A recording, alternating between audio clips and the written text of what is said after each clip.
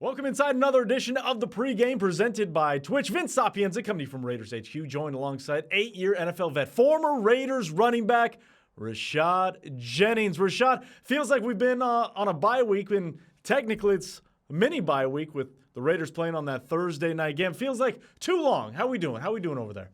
Man, I'm good. Glad to see your face, talk some more football, and get things rolling this Monday. This is our first Monday. First Monday. Well, second Monday. We had the Chargers game at Allegiant Stadium, but this, primetime always feels a bit larger. It always feels individualized, but this is the second opportunity, Monday Night Football, for the Raiders this season. But before we jump to that game, we have to figure out where the Raiders are coming from in that Thursday night game. Obviously, a lot to unpack there. We're not going to spend too much time on it. What did you learn from the team in that Thursday night game, and what is the biggest takeaway for you in that game in Denver?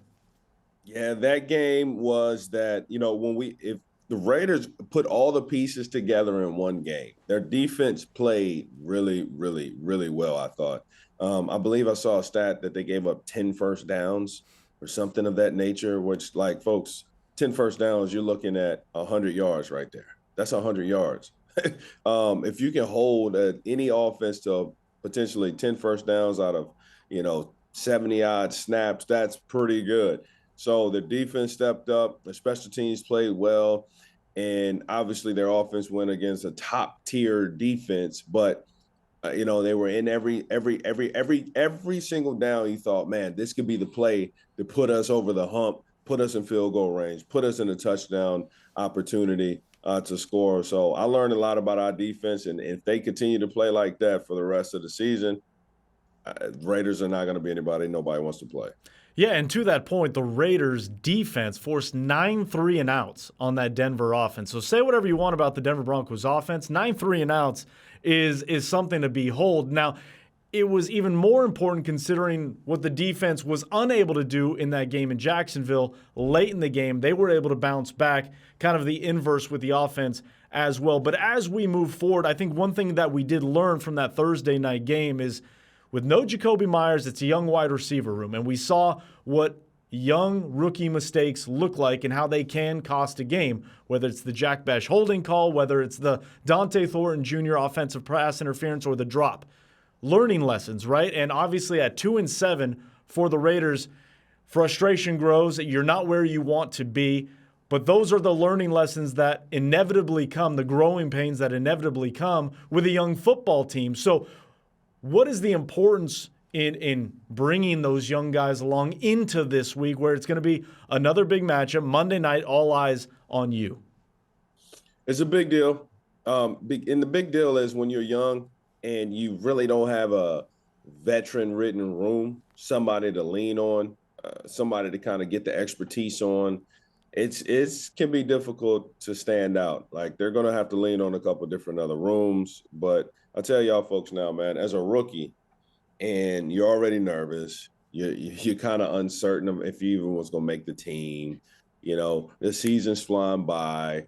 Things are not going well for the team itself. And so you kind of get on this thin ice and you don't know what to say. You don't know what to ask. You don't want to seem like you're not prepared, so you're scared to ask. It becomes that kind of a situation. So it is, folks, having a veteran in a room does make a big difference. And that's why you see a lot of guys stay on teams longer than you think their talent is available for, is because they can teach how to carry the torch. And so we're going to have to see somebody step up in that room. Mm-hmm. Not sure how it's going to be, who it's going to be, but it could be somebody else. It could be a Geno Smith having a meeting in that wide receiver room, watching film with them to instill some confidence. But, with that young talent, and I say talent specifically because I think they're going to develop and be some really good players in the wide receiver room. But somebody is going to have to be the voice. Yeah, Rashad, after the game, obviously Dante Thornton Jr., the emotion was evident on his face. He was very distraught, very disappointed in himself, felt like he let down the team. And while that's a good quality to have, knowing that you have guys in there that care that much, as somebody who's been in the league, who's been in those locker rooms, both as a young guy and as a veteran, what do you say to the Dante Thornton Jr.'s? What are you saying to the Jack Beshes or even the young linemen right now getting ready? Like, what would you be telling them to help carry them along? No doubt. Well, for me, I kind of play doctor, and doctors manipulate. They always manipulate the body to put it back in its most original place, right? So there is some good manipulation that happens. I would find who I think he respects and who is the authority in the room. If it's me, I speak it in that way. And if I know it's somebody else, I will go tell them, hey, listen, go talk to Doctor. Go talk to Thornton, man. I need you to talk to him, and this is what I need you to say to him because he's gonna hear from you, nobody else. And I have him look at him in the face and say, hey, listen, you're in the league now. These things happen sometimes, but you're gonna be a hell of a player. Don't beat yourself up. We shouldn't even been in this situation. And everybody has to look at themselves in the mirror. Now, obviously, crucial situations, right? Like it's easy. Oh, you missed a ball in the end zone or something like that. It's like you. But you got to think of it in totality as a team. We should have never been in that situation. Somebody else should have taken advantage. Somebody else should have taken advantage. This play, that play, to put us in a position where it's not all on you. So that's kind of how you got to look at it and rile up and get ready for a big Monday night game, which is coming up here in 2 days. Do you remember in your career when you were younger, a veteran coming up to you in a moment, maybe not too dissimilar? Yeah, I remember when I was in Jacksonville and, that was I kind of wasn't getting any opportunities, right? I just remember I just sat on the sideline. Maurice Jones-Drew was doing this thing week in, week out, and I'm freaking busting every single hubcap I have in practice. This is when real tour days existed, and like I'm carrying special teams, scout, and I'm running starting offense because sometimes Maurice didn't practice. So I'm like, yo, I'm doing all this. I never get a chance to play though. Like, and I started getting in my head and frustrated. I was like, yo, maybe I'm not good enough. I don't know what's going on. And I had a vet come over to me. He was a linebacker because he competes against me daily, right? He was starting linebacker. And he came and he was like, yo, Shad, you're a player in this league. You're going to be playing for a while, man. Just wait your time. It's going to come, I promise. And just him saying that, like, I could have heard that from anybody on the offense. And I could have heard it from anybody else that, like, has been on the team. But there was a guy that I know is good, that I think is a really good linebacker. And he came over and said it. So it gave me some more peace. And I did get a chance, and I started, becoming the player I was. So vets, they have a powerful voice in that room. Yeah, that's an incredible story, and I think an important one for a time like this and for a team like the Raiders that, again, has so much youth on the offensive side of the ball where mistakes are magnified, right? When Jacoby Myers is out the door, those mistakes are magnified. But now it's not what happens, it's how you respond to it, right? It's what do you do in the adversity, and Monday night is going to be that opportunity to see how these young guys react and how the team as a whole reacts. Because when you look at this game, the Monday night game, the Dallas Cowboys coming into town, right? And regardless of what their record is, they're the Dallas Cowboys. But at the same token, regardless of what the Raiders, it's the Raiders. It's the silver and black. It doesn't matter if it's Oakland, LA, or here in Las Vegas. It's still the Raiders. So the mystique, the importance, the feel is elevated. What memories do you have from your Monday night playing days, and how different of a game was it in preparation for you? It's a big deal, folks, because it's the only game on television. It's primetime football. Everybody's on the couch watching, waiting, anticipating. The first day of the work week, they want to take a load off. You turn on the TV to catch a football game, and you're the only team there. And the thing about it that really stands out to a lot of players, you realize, especially today, I mean, media has exponentially grown. Social media and comments of players have grown since I played 8 years ago. And sure enough, you're the only team that's going to be talked about for the next 4 days. Your game and what you did or did not do will be heavily talked about. So when you start talking about, branding opportunities, you start talking about partnerships. This is really how you get your name out. You go perform well. Odell Beckham caught that catch, okay? That one-hand catch on primetime TV. If it was just a random, 10 o'clock, 1 o'clock game, yeah, it would have been highlighted. But you got to remember when he did it and who he did it against. It was against the Dallas Cowboys. It was a one-handed, three-fingered catch on primetime TV. Boom. who he became. And so that's the kind of lights you're under when you're playing Monday Night Football. So there's a lot more pressure added to you for sure. Now you had a few games on Monday night. Do you recall your record, your number of games played, your yardage, your targets? Do you have all that in the back of your mind?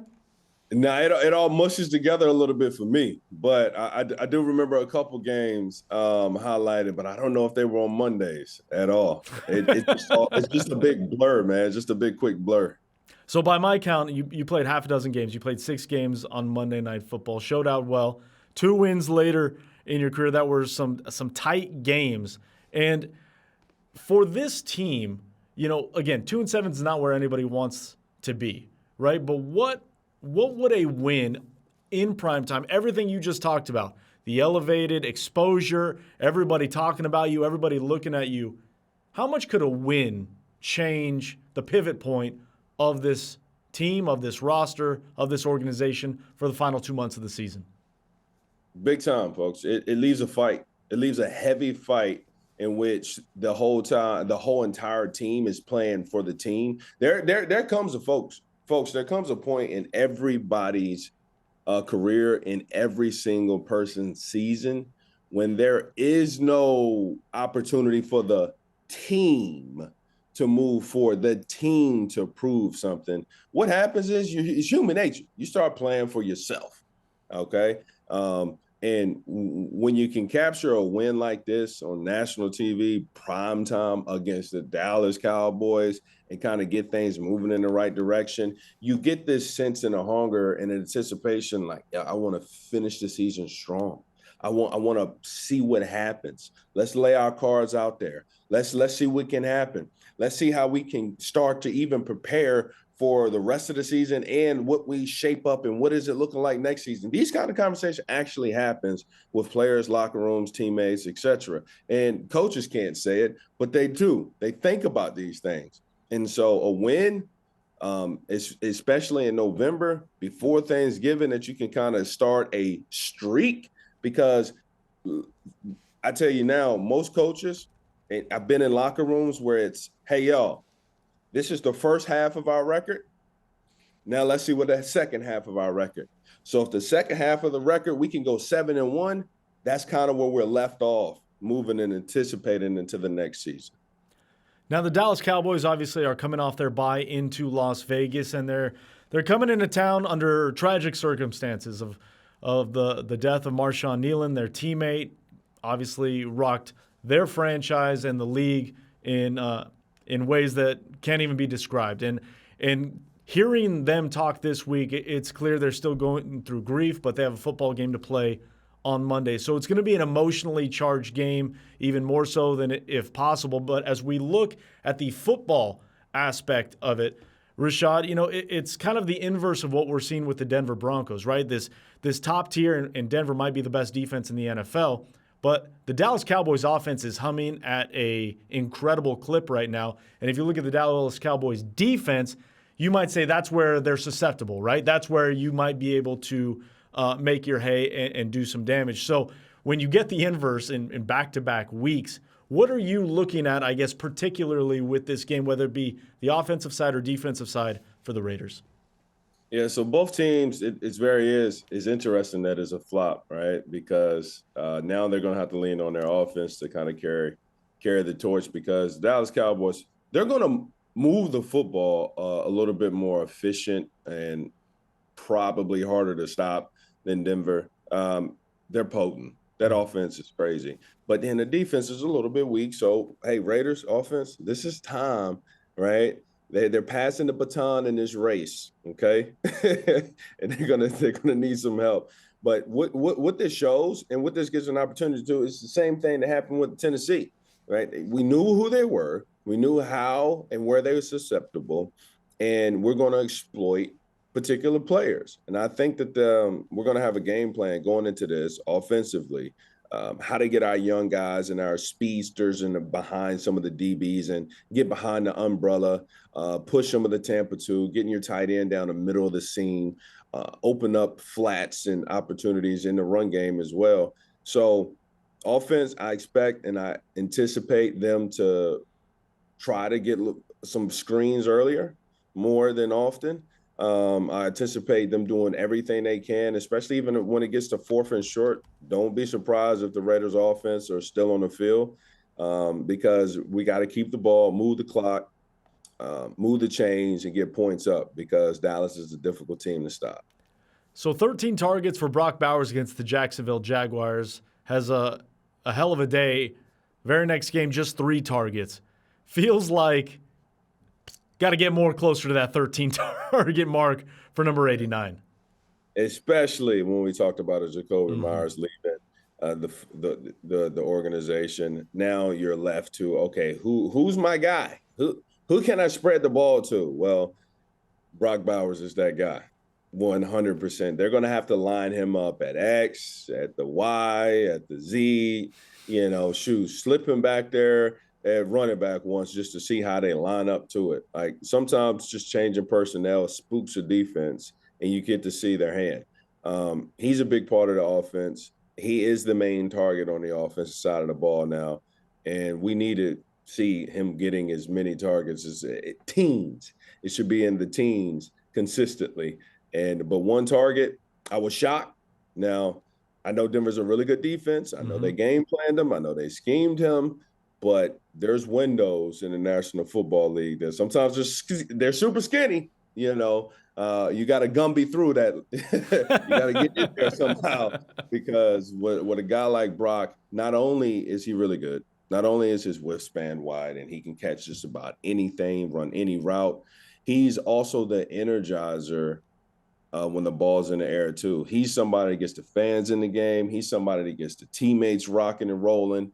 And he plays with a certain energy that you want to match. So we'd like to see a little bit more targets with him this game. Yeah, it definitely feels like Brock Bowers and Ashton Genty are just going to have to be 1-2 punch, put on repeat over and over for this offense. But I want to talk about another player that hasn't gotten a lot of love early on in the season. Kyu Blue Kelly was being targeted, was being picked on, and he was giving up a lot of yards and some touchdowns early on in the season. He comes back on Thursday, has his first career interception and then his second career interception. And for a young player, and I think people forget, Rashad, he's in his 3rd year. People forget he's still a young football player in the National Football League. Just because he's not a rookie doesn't mean all of a sudden he's a veteran. So for him to make those strides, and yes, it's 1 game, he has to go and do it again. But what a confidence booster that is against the top team in your division to come down with 2 INTs and now to get ready to prep for a Dallas Cowboys offense that features CeeDee Lamb, George Pickens. Oh, yeah. For a guy like him, he's making a staple for himself. When people go out, right, everybody goes out for a different reason. They say, hey, you get some friends together and you go out and out to Vegas. It's like, hey, what y'all want to do tonight? You get some people want to go eat dinner. Some people want to catch a movie. Some people want to do whatever, right? And if you're with a group of friends and it's like, let's go eat dinner, and people go to a place that is a restaurant that they don't like, right? You get to kind of see friends, how they act, how they respond. Man, this restaurant, I don't want this restaurant. I want some sushi. I don't want no steak today. Like, you get to see, are they going to gel with the team of people, or are they going to look out for themselves? But either way, when you see somebody make a sacrifice, right, to go in a position that they necessarily don't want to, they enjoy it, they're energized, they're like, yo, they become even better friends to you. Man, football is similar to the point where this ain't the restaurant that anybody wanted to go to with this record for a meal. I'll tell you that. Nobody did. But here's the opportunity. There's always going to be players that just become a little bit more outstanding, just a little bit, because they're playing for more than just the record. Every single week, they're not worried about if we win or loss. I rinse and repeat my craft no matter what. And he's the type of player that's showing that's who he is, regardless of the scoreboard, regardless of the record. I'm bringing the same energy because I'm a professional and I want to get great at this art and craft. And I think we're seeing that from him week in, week out. That's a great point. And again, he was the story of training camp, right? Like a local kid, Bishop Gorman grad, makes his way on the Las Vegas Raiders, climbs up from No, I don't want to even say the reserve team, the fourth string defense getting reps all the way up to the starting. And again, it was a tough road early on, but Thursday night was a good day for Caillou Blue Kelly. But now the key in the NFL is not to just do it once, but to be able to do it over and over. So now as we look to Monday night, and for you, we've kind of picked and choose little bits and pieces of some of the matchups. Is there one matchup or one player that sticks out to you more than the rest in terms of determining whether this comes out with a win for the Raiders or a loss?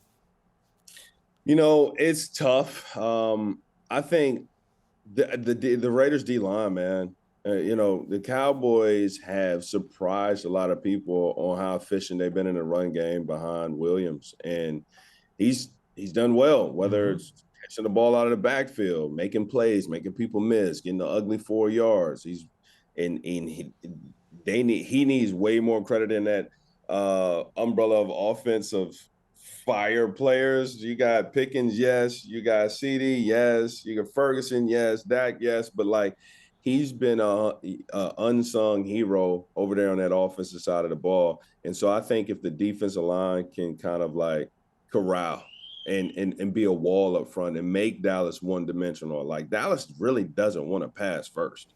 Honestly, they just got a lot of good players over there. So I think if you can stop their run, stuff them, make Dakville a little bit uncomfortable early. He's been known to give you some 50-50 balls. You're going to get those opportunities.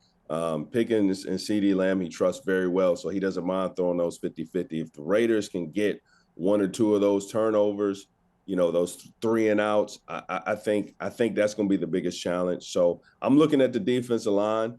Obviously, Crosby is leading it, but they're going to be the difference maker for sure in this game. Yeah, it's a fascinating point because obviously all eyes will be on the Condor, Max Crosby, and what he is enabled to not do, double team, triple team. But Adam Butler had a heck of a game against the Denver Broncos. And, he might be the unsung hero of the entire team, just his consistency and his motor from that defensive tackle spot. But I agree. I think the defensive line is going to have to show a little bit more than what they've shown in previous weeks to make that run game uncomfortable and make Dak uncomfortable as well. Back to the Monday night mystique, if you will, but as we wrap this up and close this thing out, how different is your routine, is a football player's routine with Monday night? Not only the different start time, but being a day after when your body clock is getting ready for an NFL Sunday. Do we, as media members, make too much of this, or was that a real thing that you guys had to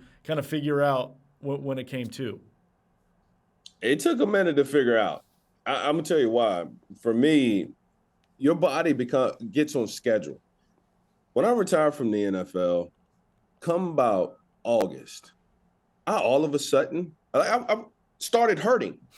My body just started hurting. I'm waking up man, why I don't feel good, man? And then the next year, the same thing. And I realized my body was on a routine of feeling so much pain in August from training camp that it just was anticipating it. And the same thing kind of happens on Monday Night Football, right? So I'm anticipating Monday feeling like crap every week because Sunday we go out there and get beat up. So I would find myself on Monday mornings waking up feeling like crap for the game. And I'm like, yo, I didn't even do anything. Why do I feel sluggish? Why do I feel a little bit slower? I got to figure this routine out, man. I got to figure out how to heighten this system somehow. So I actually used to do workouts Sunday. That helped me. Sunday night, I would do workouts, core workouts, all kind of sweat to get that lactic acid out that my body's anticipating to have, and I would feel better on Mondays. So some people need to sit around, relax, kick their feet up, do all that stuff, woosah, cool, do what you need to do. What I learned that I need to do, and this is what every person and player in the NFL needs to understand, you need to find your routine. Nobody's is the same. I used to have to get my tail up, work out, go run, physically exhort myself. I come back in the hotel, they're like, Shai, what's up with you? I was like, bro, I had to get that workout in. And I will play better every time on Monday Night Football. So to each his own. I do not follow anybody else's routine. Figure out yours. And the only way to do that is test, error, because you're going to get an error to realize which way is the best. And then, but you lock it in though. You lock it in. Yeah, and that's a good point. Obviously, there's no blanket statement in terms of getting everybody ready. But for you, what did that Monday look like though? Because I imagine, the nerves, I don't know if it's anxiety, but maybe for some it is just the anxiousness to either get to the stadium, get your 5:15 on the West Coast, 8:15 on the East Coast. That's a long day of you and your thoughts. Yeah, absolutely. So I used to, I would always watch the game. I watched the highlights from Sunday, right? Monday, I wake up, have my prayer time, call the family, talk to everybody, eat. Then we go through our walkthrough. Then we come back to the hotel and we got our downtime. On my downtime, outside doing my sit-ups, crunches, push-ups, all that stuff, I used to watch games. I used to just go back and watch the games. And I would put myself in those situations and I would watch other teams play as well.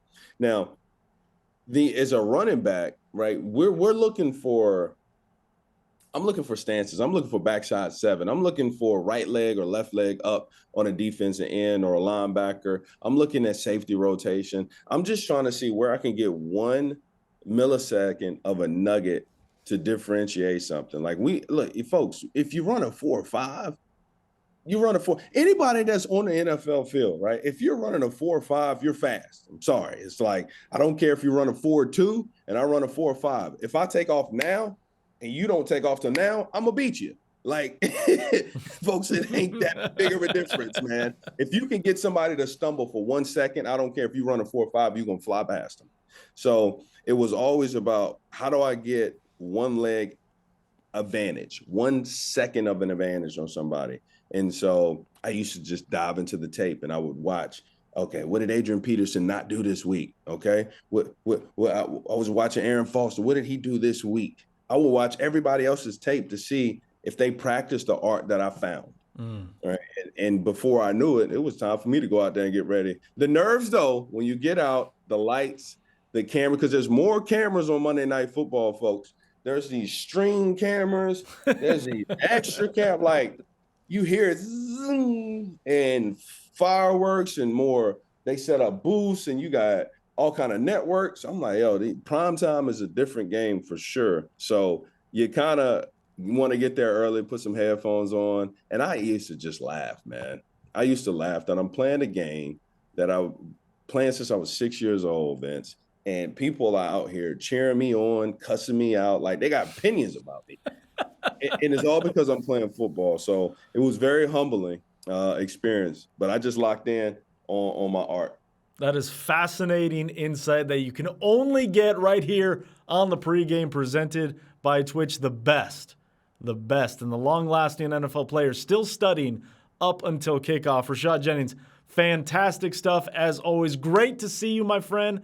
Always a pleasure to share the pregame presented by Twitch. But that's going to do it for us. We want you to enjoy the game Monday night. The Raiders playing host to the Dallas Cowboys at Allegiant Stadium. That is a 5:15 kickoff. Make sure to subscribe on the Raiders YouTube page, the pregame presented by Twitch. You could find the pregame anywhere you get your podcasts, as well as Raiders.com. But for Rashad Jennings, I'm Vince Sapienza. We'll talk to you next week.